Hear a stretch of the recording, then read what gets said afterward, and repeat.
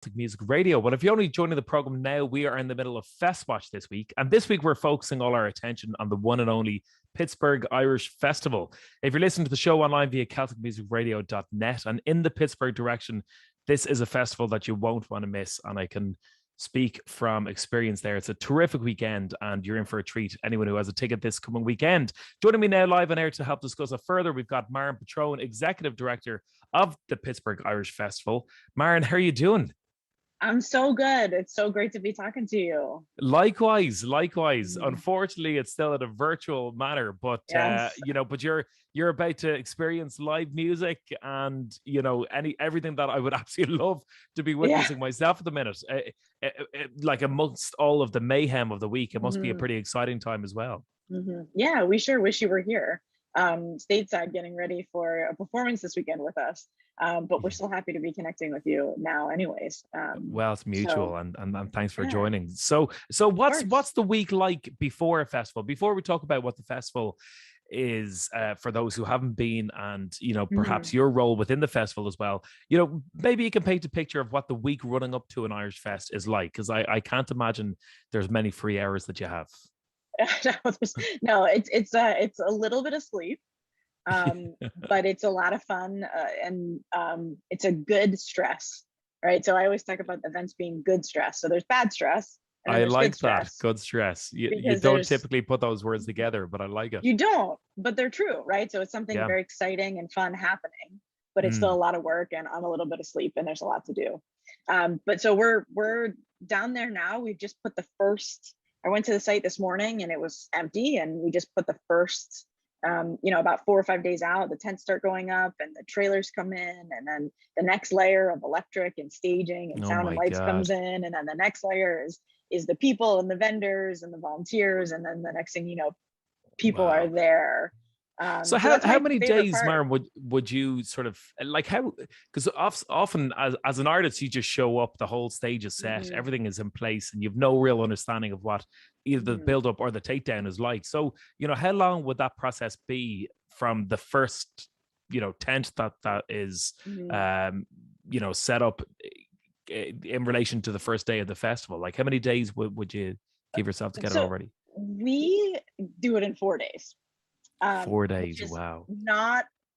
We cut it close, but many festivals sometimes do it weeks in advance, but we bring in extra people to get it done in 4 days because we're on a property that operates until Labor Day, and we're always the weekend after Labor Day, so we can't get access to our property, and so that takes 4 days. But the planning itself, I'll start on Monday, this coming Monday, for next year's festival. The following year. Oh my God. Yeah. To be honest, so on Monday, you don't even give yourself a day, Mairin, to just freak out about Irish music. No, and to be honest, we probably have already started planning a lot of 2022 already. It just is kind of an ever evolving process to get it done. And believe me, I'll take a vacation.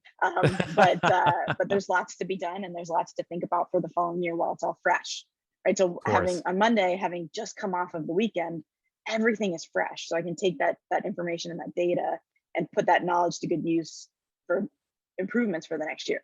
That's amazing. It really is, and I love, Mairin, the way you're kind of always thinking about outside the box kind of ideas as well for the festival. But last time I was at the festival, you we're emulating the carpool karaoke as well that we did. I mean, those kind of novel things are brilliant for anyone who hasn't seen it. But also, I would like to put, maybe this is a kind of a sour topic to begin with. Maybe I should have started with the good stuff. But I mean, you guys have really had bad luck in recent years then with, obviously COVID being horrendous for all festivals. But even before COVID, I wasn't there to witness it, but I remember you showing me pictures of the site during, was it 2018 or 2017? 2018. Yeah. Perhaps you could tell some of the listeners about the look of the Irish that hit Pittsburgh then. Sure. Yeah. I mean, so I could probably even show photos if you wanted, but we joke, but in a serious way, that we think our luck of the Irish ran out on us a couple times. So we're celebrating our 30th anniversary this year, and we've been around a while. And we've been fortunate enough to not have any severe weather impact us in a significant way. And in 2018, we were experiencing some remnants of a hurricane that came up from the south and just hammered the area with rain. And it was Pittsburgh's second wettest day in history. No way. Since they've been recording weather, it was the second wettest day ever. And so it just rained and rained and rained and rained, and our grounds flooded. And we're very fortunate that most of the valuable things and all the people were able to evacuate in plenty of time. Because that was our biggest concern, right? Is the safety of our team. But our grounds were not in great shape, and we were forced to cancel part of the festival. So then we moved to a new location, literally and figuratively, to higher ground so that it wouldn't flood. And so we had sort of the challenges that come with a new space. And then we were sort of roaring to go in 2020, having established ourselves in our new location. And then again, another thing came. But we're feeling pretty good about this year. We think a lot of that is behind us, and of course, knock on wood, but the forecast looks really nice. So it's not just the rain. I'm knocking on every one I can find here. So it hasn't been the best, but I think, we're fortunate enough to be in a community, an Irish community and a Pittsburgh community that's been so supportive. And they keep coming back year after year, and they supported us when we had our tough times. And there's something that really, we're blessed in a way that those things brought us all together, and really, showed us what could go wrong. And so we stopped taking for granted what went right. And so we're really trying to put the positive spin on it now. Brilliant. Well, it's a really special atmosphere. Even I could sense that straight away the second you arrived. The staff are brilliant. Volunteers are brilliant. It's a really special place. No, it genuinely is. Mairin, what brought you into this world? I know it's obviously in the family as well. But maybe you could talk about your route that you took to get to the point of being executive director of the festival itself. So I think I was destined since birth to be the executive director of the Pittsburgh Irish Festival. So for those who aren't familiar with the story, my mother, Mara Krasinski, and her sister, Nan Krasinski, founded the Pittsburgh Irish Festival in 1991. And I was 3 years old at the time, so admitting my age there. But the minute I was able to walk and talk, I was helping. So whether it was putting stamps on envelopes for mailings, manning a table, handing out brochures. And so as I progressed in my age, I was given a little more and more responsibility. So there was a time where I was helping in the food booths. And then when I was in high school and college, I was helping with the social media for the festival. And then in 2016 into 2017, both my mother and my aunt were like, we're tired. We want to put our feet up and have a Guinness and enjoy the music. And so that it became clear that was the time, and they had been training me, and they joked that I was their succession plan this whole time. That was their subtle hint for you to step up to the mark then. Right. And okay. I had always wanted to, and I had been in the events industry, and that was something I knew I wanted to do since a young age. And so it just made sense that it was finally time, and I had enough experience. And I feel so grateful for the work that they put in. I wasn't building an event from scratch, and they really were amazing in establishing such a long running and positive event that I was able to I think take to the next level. That's amazing. God. So it's really, I mean, the festival itself has really it's been in your life, since day one. It's incredible. I can remember. Yeah, that's amazing. And so then for the weekend itself, what does your role look like? I'm sure there's probably 1,000,001 people trying to contact you for everything as frantic stuff and pedantic stuff, like where's the nearest toilets, and So I think fortunately I have a really amazing team, and we have 40 plus staff members, and we've got 300 plus volunteers, and they're all so skilled at what they do. And we're so grateful for them. So they sort of serve as a buffer, right, on some form between me and the audience. And so people who have questions are always able to get that answered by a volunteer, by a staff member. And then I get called when something really bad is happening or something really great is happening. And my phone rings a lot, and there's a lot of question answering, and so if there's something great, like when you mentioned the carpool karaoke, I had to be there and watch that.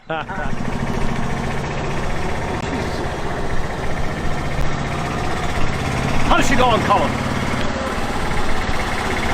Can I give you a lift? Are you going to the festival? I am. You know, that'd be great. Jump in. You're a gent. Thank you. Am I ever allowed to ride shotgun up here with you? We're not in lead, are we? We're not. Well, we better get going. Oh, Jesus, look. Look who it is. Look who it is. Katie, would you like a ride? I'd love a ride. Perfect. Jump in. Thanks. Oh, Jesus. Oh, look at not this. Eileen Ivers. Oh my God. Oh, but we're gonna get her. Hop on board. Eileen, how are you? I'm great, guys. How you guys Good to doing? meet you here. Good to see You you. want to do an Irish Fest? Do you know where to go? There's one just Straight here. ahead. Nice, perfect. Hop in. Happy to see you. How are you? Oh, well. Expect to see you. All right, next stop, Pittsburgh Irish Festival. All right. Right there. Go. Oh, Jesus, look at How it this. is. Yes. Hello, girl. No more room. We'll take that though. Here. Let me pay you. Jesus, look at the size Here. of them bills. Oh, that. Here you go. Here. Come on. I take the tips. Here. There you go. Say we do a song. Bring the burger. Forget about that. Where did this come from? I don't know. I was going to dance. All right. Here we go. All right. No, you get in beside the girls, Joe. Yeah. You're easier. Can we all fit? Go on, Angela. Get in. Like in beside you. And you want to come? Get in. Yeah. Come in, middle. You want to come? Almost in. Sure. Almost in. Wait. No, not yet. A lot of money. I get over here. There we go. Going solo, lad. I'll be right. Not so bad. Not screaming anymore. The wickets.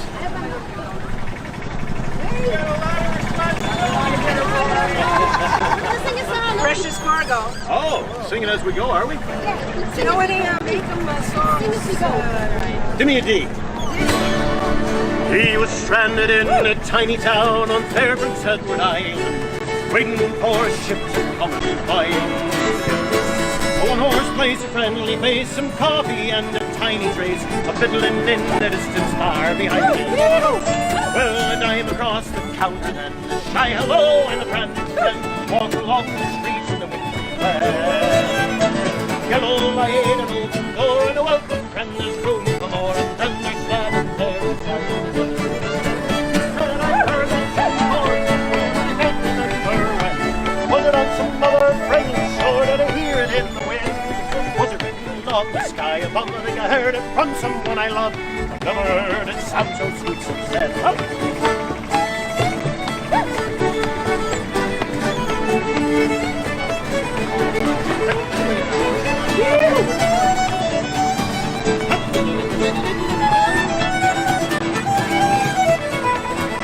Well, now his feet begin to tap, and a little boy says, I'll take your hat, and he's caught up in the magic of her smile. And leap the heart inside him when, as off across that floor he sent, his clumsy body grazed the last child. He said, there's magic in the fiddler's arm, there's magic in this town. Magic in the dancers' feet and the way they put them down. People smiling everywhere, boots and ribbons, locks of hair, and laughter in old blue suits and pennies turned round.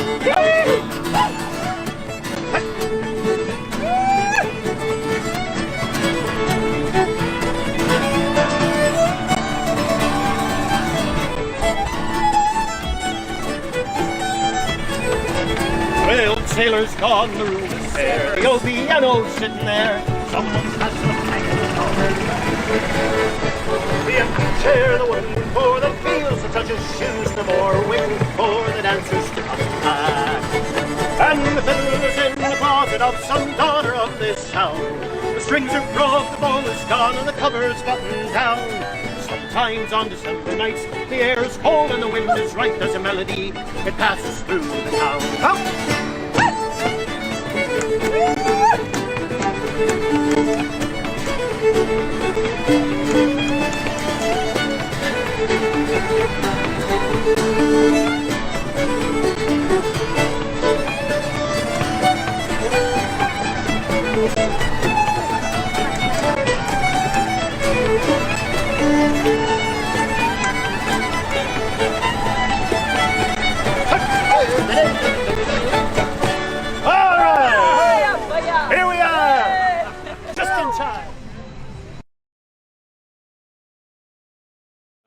I've done podcasts and media interviews. I think you were on our podcast in yes, 2019 as well. Yeah, that's right. The Yajagoff, Yes, podcast. Jagoff. That was brilliant. Yeah. Brilliant. And so I get to do the fun stuff. But that's the great thing. It's like it's all very the ideas that you guys come up with are very current, very modern, straight away. It's things that, and it's also it's nice for, I think, the artists as well to get involved in things that aren't just the same set or a slightly similar set to the previous week, and do those kind of things. I always think that they're the ones that stand out when you're doing things quite regularly. So it's brilliant. It's a great thing to do. I appreciate that. I always feel like what are we doing if we're not having fun and celebrating this thing that we all have in common, right? This culture and this community. And if we're not having fun and celebrating it and finding unique ways to get other people involved, I mean, that's our mission, right? Our organization, we're a nonprofit. Our mission is to preserve and promote the culture. And if I can get people who normally follow James Corden's carpool karaoke to pay attention to something and learn that song, or learn who the artists were, or just tap their foot to it, that's our mission, right? Is to get other people excited about it and remembering those traditions. So it's brilliant. It's brilliant. It's a great idea. Really is a great idea. I mean, you're talking about the cultural aspect then to it. Before we kind of talk about the artists that we're expected to see this weekend, there is a huge amount of non-musical events that take place, and it really is a family event as well. There's a lot for pretty much every age that you can think of. So perhaps you could talk a little bit about the non-musical activities and cultural activities that you would expect to see at the Pittsburgh Irish Fest. Yeah, so we're talking about fun, but it's also educational. And we want people to enjoy being educated about the Irish culture. So some of the things that we offer is we have a cultural hedge school stage, which is, based on the famous penal laws in Ireland. And we present there a lot of cultural programs like lessons in Gaelic. We do Gaelic sports demonstrations like about hurling and Gaelic football. We bring in instruments and people can learn about different instruments that are known to Ireland and loved by Ireland, like the harp. We have a phenomenal harpist who comes and does workshops, and we do storytelling. Yeah, storytelling, authors, different languages and historical Irish elements where they'll tell stories about the potato famine and the Great Hunger and other things like that, so that people can really learn about what has impacted and shaped the culture that we celebrate today and what's been important there. It really is an amazing feeling. I know I've said this before, and anyone who's watching probably thinks I'm sounding like a broken record now, but to fly so far away from home and to see the amount of aspects of your culture that's celebrated in these areas, and it's not just my culture, it's everyone's there. Everyone is so proud of that, large or small percentage Irish blood that they have in them. And Pennsylvania as a state has always been a brilliant place for Irish musicians anyway. But, it is fantastic to see. And you do think of a lot of things that I wouldn't even necessarily be able to come up with if I was putting together something like this. And then the artists that you've been able to get, I'm sure this year, it's going to be brilliant. I know it's going to be brilliant. And I've seen the lineup you have, and it's a fantastic lineup. But I'm sure it's been some ordeal trying to get artists on stage this summer. It has. I can't imagine what the last few months has been like. And I only know from our perspective, but you're dealing with hundreds of me's out there, trying to wait for embassies, for paperwork, for all these things. So, so it's probably been in some regards, I'd say a year to forget pretty quickly, but you've ended up with an amazing lineup. It's not a second string of artists by any stretch of the imagination. So, so maybe you could talk about some of the artists that you are expected to see this coming weekend if you have a ticket. Yeah, absolutely. So our one of our main headliners is Gaelic Storm, and they have been participating in our festival for 20 plus years. And, they come with a really fun presentation to the audience, and they're a great group of people, and their fiddle player Katie Grennan is a Pittsburgher, and so there's I forgot that. It's amazing to have our hometown girl, our hometown hero, coming and performing at our festival. She grew up dancing at the festival, and now that's right, I remember telling me that. Yeah. So, and what's also fun is Katie is sort of doing double duty for us at the festival this year, because she is performing with Jesse Burns and Ellery Klein, and they were former fiddle players of Gaelic Storm. And the three of them have gotten together and created a group called the Bow Tides. And it's something that they formed during the pandemic. So we're going to have their first ever live performance this weekend. That's fantastic. Do you know, I've played some of the Bow Tides during the Colm Keegan Show here in previous weeks, and I didn't actually know who they were, or, you know, I'd actually just listened to them online and really enjoyed their stuff. So I didn't actually know that. But that's fantastic. That's going to be some moment then to have the first live event of it. I can't wait. And you know, to have three women headlining a band and it's just really great. And speaking of women, we're so fortunate to have the Screaming Orphans. They were able to get the national interest exception to come over to the United States. Fantastic. And we will be their first live performance since March of 2020. And so we're so excited to have them back. Pittsburgh loves them. Well, I could tell that last time I was there, they had some crowd at their gigs as well. So, and that was pre-COVID. So I'd imagine all of this kind of, you know, locked up energy that they've had now in the last while. There's going to be some special performance with they're heading out. But that's fantastic for them. I'm delighted to hear that they were able to make it work. So it's great. I mean, you've got some real crowd favorites that are going to be headlining the and Eileen Ivers. I mean, she came upon it a very serendipitous. We had a slot to fill, and then the show she had that weekend, her event got canceled. So we called each other on the same day. No way. Because we wanted her, and her gig got canceled. And so we're so lucky. I mean, Grammy Award. Oh, it's a match made in heaven. Eileen Brilliant. Ivers. Yeah. Brilliant. Great. So, I mean, for anyone who's listening, who might be listening on CelticMusicRadio.net online, unfortunately, local listeners here in Glasgow won't be able to make it this weekend. But if they're listening online and in the area, are there tickets available? And where would they go to get some last minute tickets? Yeah, so our festival website is pghirishfest.org, and people can also purchase tickets in advance for a discount, or they can purchase them at the gate. We always have plenty of room available for people to attend, and so if you're out there listening, you're more than welcome to come on down. And there's going to be a lot of fun for you to check out. Do you know what? It really is. I couldn't agree with that anymore. So if you're thinking about it, it's a festival that you won't want to miss. It's a brilliant few days, and Mairin, I can't imagine the amount of things that you have going on during the weekend itself, as well as the run up to it. But one thing I'd say is that no matter any time you see it during the festival, you always have a smile on your face and you always look like you're having a great time. So I don't know how you do it, but maybe you should write a book afterwards. Maybe that's the future for us all of how to be that stressed and having a good time. Good stress. Good stress. I love it. Is there a favorite part of the festival that you have before we wrap it up, or is it? So I'll tell you. So it started already. So I showed up this morning. It's Tuesday here in Pittsburgh. I showed up this morning and I had a blank canvas.